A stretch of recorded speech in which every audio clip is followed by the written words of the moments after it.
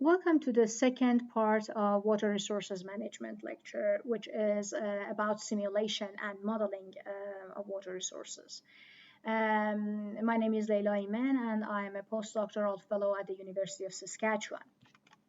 In this part of the lecture, we are going to see how we can simulate water resources and how this simulation can help us manage our water resources in a better way.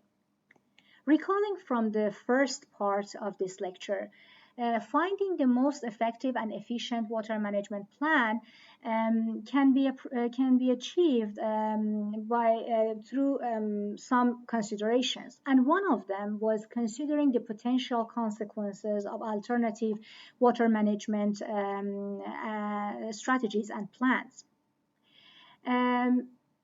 So we can understand and estimate these consequences using a simulation model in a way that tells us or predict for us how a change in the system can affect the water system of the river basin.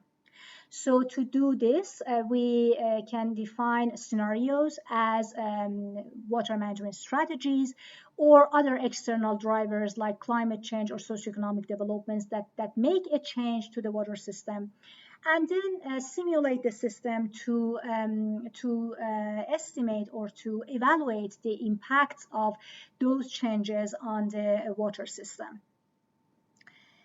Now let's see how we can simulate a water resource system. Here is a simple short river reach with a reservoir on it, and we are going to try to make a simulation model for this small water system. So we have in each time step T, we have the inflow into the reservoir, the storage for the reservoir, and the flow in the river downstream the reservoir. Also, imagine that we have 3 users receiving water from this system. So allocation 1T is the amount of water that this reservoir releases for the user number 1 at time step T. Now, assume that we know the priorities of these users in receiving water. So we know that which user should receive water first. And this is called the priority system here. To define this priority system in our model, here we use a penalty system, meaning that we assign penalty values to each of these users corresponding to the amount to the priority of these users. So the higher the priority of the user, the larger the amount the value of that penalty. And then the model tries to allocate water to different users in a way that minimizes the total penalty for all these 3 users. So you can see that the model is based on a simple optimization problem with an objective function that is minimizing the total penalty among different users here. But in each time step, we need to conserve the mass balance of water, which is here the storage of the reservoir in each time step should equal to the storage of the reservoir in the previous step, plus the inflow in that time step, minus the release from the reservoir. And how do we define release here? The release includes all the allocations to different users, plus the amount of flow that we want to see in the river downstream the reservoir. This flow can be used for other users downstream, further downstream, or can be considered as the environmental water requirement in the river. Now, here we can say that so far we made the mathematical model to simulate this river ridge. But now, if we want to look at the structure of the model and what are the requirements to develop this model, we can see that we need a set of input data. And as I explained, we need inflow time series for each river tributary that we are, or river reach that we are including in our model. Also, we need water demand time series for each user that we consider in our model. So this time series shows the amount of water required by each user at each time step. Apart from input data, we need system configurations to be defined for our river basin or the river system that we want to simulate here. And this system configuration includes system designs, meaning the designing characteristics of different infrastructures that are included in our modeling exercise. For example, reservoirs or diversion systems. And these designing characteristics include, for example, the capacity of these infrastructures. Also, we need to define reservoir operating policy. And this policy shows that how much water should be released in each time step based on the storage of the reservoir. Also, we need to define reservoir allocation policy, meaning that from the amount of water that is released from the reservoir, how much should go to each user. When we define these system configurations and we enter the input data into the model, then we can run the model, and the model generates some outputs. These outputs can be in the form of water supply and shortage for different users, for example, irrigation and non-irrigation users. Now, how we can use this modeling structure for scenario analysis? Well, depending on the type of scenario that we are defining here, each scenario may change input data or system configuration. For example, if we have a climate change scenario, the inflow time series should be changed according to that scenario, because climate change scenarios basically change temperature and precipitation and other climatic variables that directly affect the inflows in river reaches. So we need to replace the inflow time series under the status quo with the new time series under the climate change scenario that we want to explore. Also, socioeconomic scenarios change the input data.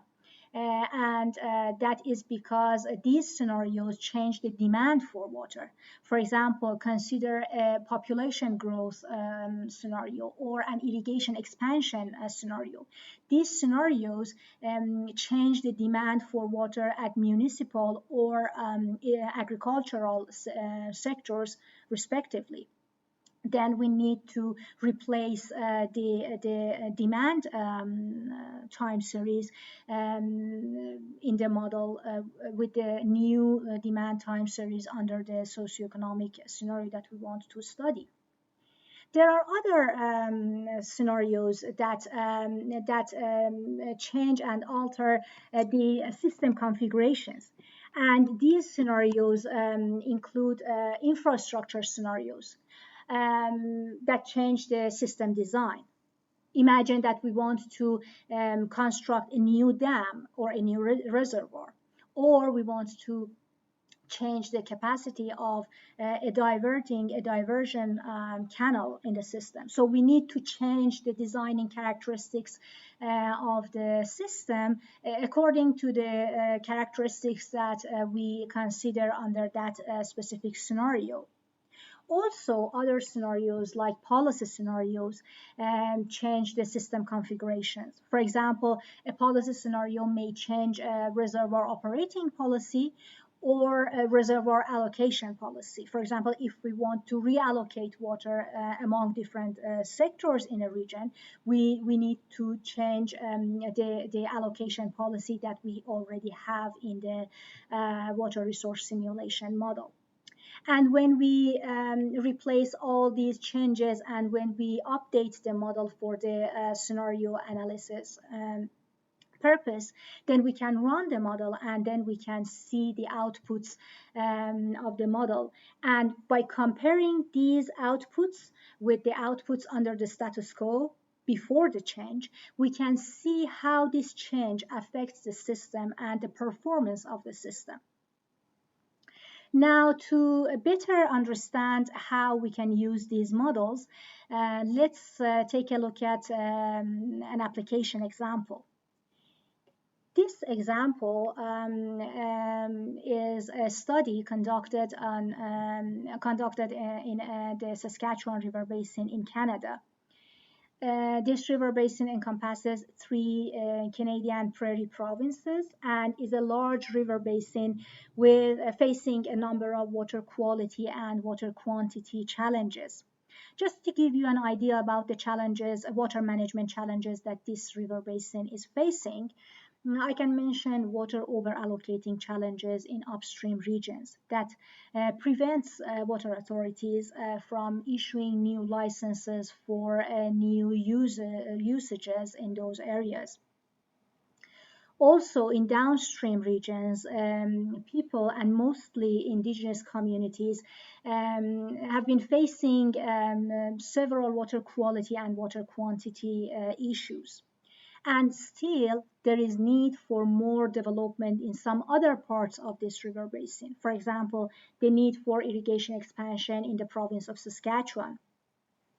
So in this example, we developed a water resource simulation model for this river basin, and we used it to see the impacts of irrigation expansion on the performance of water system in this river basin. Here is the schematic of the water resource simulation model for the Saskatchewan River Basin. And the submodel and the part of this model that I'm going to use in this example and show the results is developed for this blue part known as South Saskatchewan River Basin. And here's a snapshot of the model developed for this part. This model is developed in ModSim DSS platform, which is a river basin simulation program developed at Colorado State University. This is a node link network where nodes represent water resource or demand sites, and links are carriers that connect these nodes. For example, river reaches here in this case. Now let's take a closer look at different elements of this model here. These blue circles represent inflow. So recalling from the structure of the model that we discussed earlier, we need to enter inflow time series for these inflow nodes here to the system. Also, there are multiple as purple squares here, which represent demands. And these demands are either irrigation or non-irrigation demands. Again, back to the structure of the model, we need to enter time series for demands for each of these demand nodes for the model. And also you can see tiny red triangles here that represent reservoirs. And for these reservoirs, we need to define and introduce their designing characteristics like their capacities in the model. And also we need to define the operating policies of these reservoirs to the model. There's another thing that we need to define here, which is the allocation, water allocation policy. And here, the priorities of different demands in receiving water is known. And there is a licensing system that determined these priorities in place in reality in the Saskatchewan River Basin. So we used the same penalty system that I described while explaining the mathematical modeling exercise in this presentation to assign to assign these priorities to different demands in this model. Now, based on what I just said, we need to provide 17 inflow time series as input data, 21 irrigation demand time series, and 46 non-irrigation demand time series. So these are input data for our model. Also, we define system configurations, and then we ran the model to generate outputs. And outputs here are water supply and shortages for irrigation and non-irrigation demands across the South Saskatchewan River Basin. So first, we run the model under the status quo before having any changes in the system. So no changes. The system is defined, and configurations and input data are associated with the existing situation in the river basin. And then we are going to update the model and define scenario, and then run the model under that scenario, and then compare the results to see what would be the impact of that scenario on the performance of this water resource system. Now, under the status quo, let's take a look at the output of the model. Here are the results for water supply to irrigation demands. This is the total irrigation water supply and shortage across the South Saskatchewan sub-basin. Water shortages are shown in orange, and as you can see, during the simulation period, only once the water system failed to supply the total requirements for water for irrigation. Also, having a look at the water supply and shortage for non-irrigation demands, we can see the same pattern here. So we only see one failure from supplying the whole water requirements for non-irrigation demands as well under the status quo. So we are now looking at the results before having any changes in the system. Now, let's define a scenario and let it be an irrigation expansion scenario, and see how this irrigation expansion affects the performance of South Saskatchewan river system in supplying water to irrigation and non-irrigation demands. First, a little about this irrigation expansion scenario. So this is an expansion project that is announced by the government of Saskatchewan to irrigate 460,000 acres of irrigable lands from Lake Diefenbaker, which is the largest reservoir in this river basin. And because this scenario is sort of a socio-economic development scenario, we need to change the demand time series and update the demand time series. For that, we estimate the irrigation water demand for this newly irrigated area, and then add that demand as a new irrigation demand node to the system, to the model, and update the model and then run the model for this scenario under this new conditions. Now, if we compare the results, the supply and shortage for non-irrigation and irrigation usages here, we can see that under the status quo, on the top of this slide, irrigation water supply almost was successful almost all around the simulation period. Only once the South Saskatchewan River failed to supply water to irrigation demands.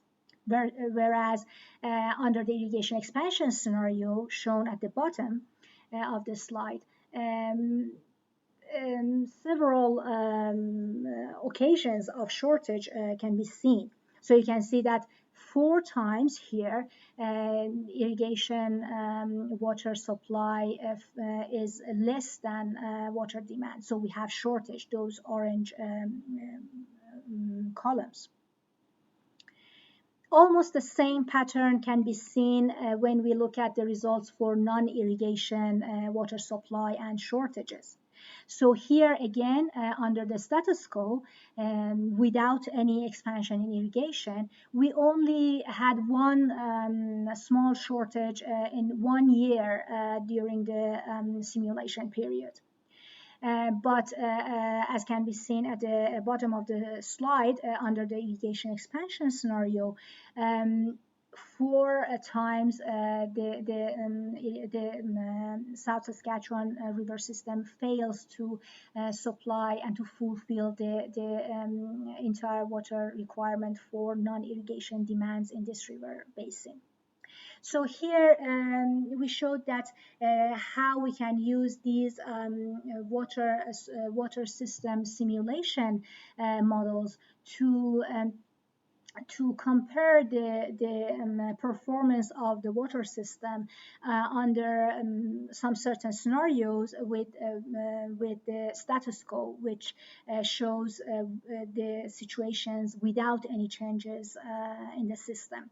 This way, we can evaluate the consequences of any changes that can happen to the river system, and then decide to manage or plan for our water resources.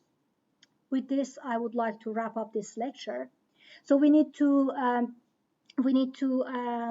know and remember always that our water resources, our freshwater resources, are finite. So, which means that there is a limit to the amount of water that we can extract from these resources, and also there is a limit to the amount of pollutants that we can discharge into them. Additionally, the availability of our fresh water is not evenly distributed across time and space. So we need water resource management to find effective and efficient strategies under increasing demand for water and varying supply without provoking conflicts among users with different interests. And to do so, we can apply water resource simulation models to help us understand the consequences of not only alternative water management strategies, but also other drivers like climate change or socioeconomic development that change our water system. And that will help us